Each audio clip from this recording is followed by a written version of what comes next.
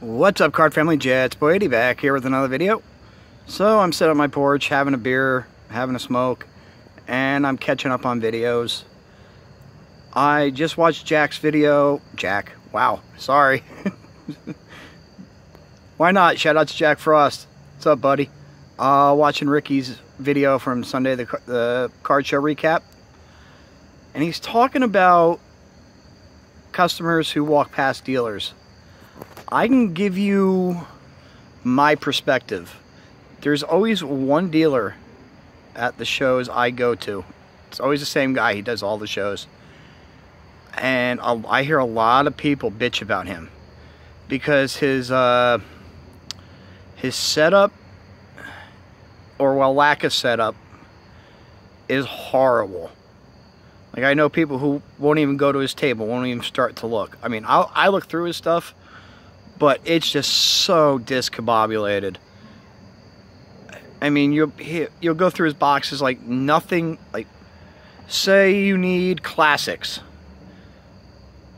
I mean, you'll have a small stack of classics, then there'll be something else like elite, then more classics. And, you know, the guy who runs the shows, he even tells them, he goes, divide these. Like, when you open them, have some 3x5 cards. Write 2018 classics, 2018 elite.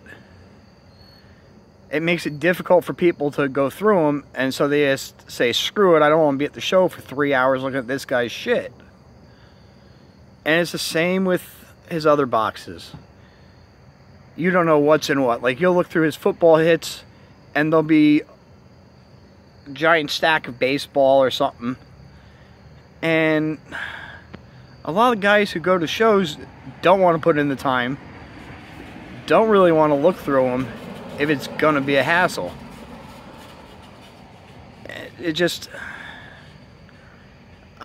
I like dealers who are organized, at least to the point where it's the same set all together. Or like all the numbered cards are together. Not just thrown in a box haphazardly, like you don't care about the cards.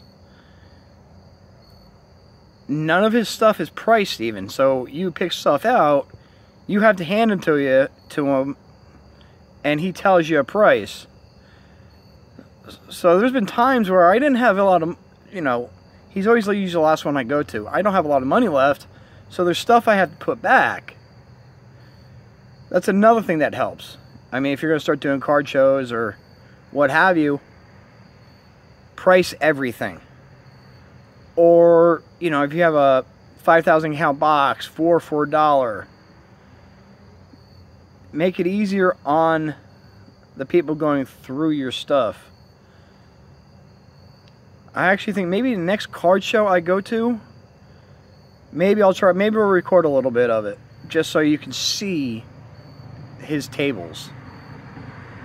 I mean, some of the stuff he has written on the box what it is, and it's not even the stuff that's in the box. And like I said, there's not a show that I go to that I don't hear at least five to 10 people complaining about his table. And you know, that's not good for a dealer. You pay money to set up at a show. I mean, you don't want to scare away people from looking through your stuff. And that's what he does. So, Ricky, I don't know how it's at your shows that you do, but to me, that's the one thing that, you know, will push customers away from a certain dealer. Because it's just... There was one show where I got there early just to go through his stuff. I went to him first. And I was at his table for over an hour and I only spent $10. And it was like 12 cards or some shit. But obviously it was 12 cards I needed, but to come away with just after an hour to come away with 12 cards, I'm sure there was other stuff that he had that I needed, but I gave up. It gets tedious. In the comments, I'd like to hear some of your experiences at card shows.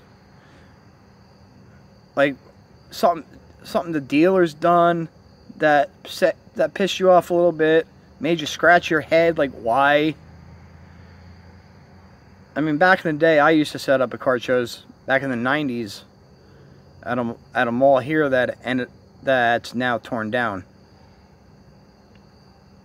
If you ever watch the Dead Malls on YouTube, look up the Ledgewood Mall.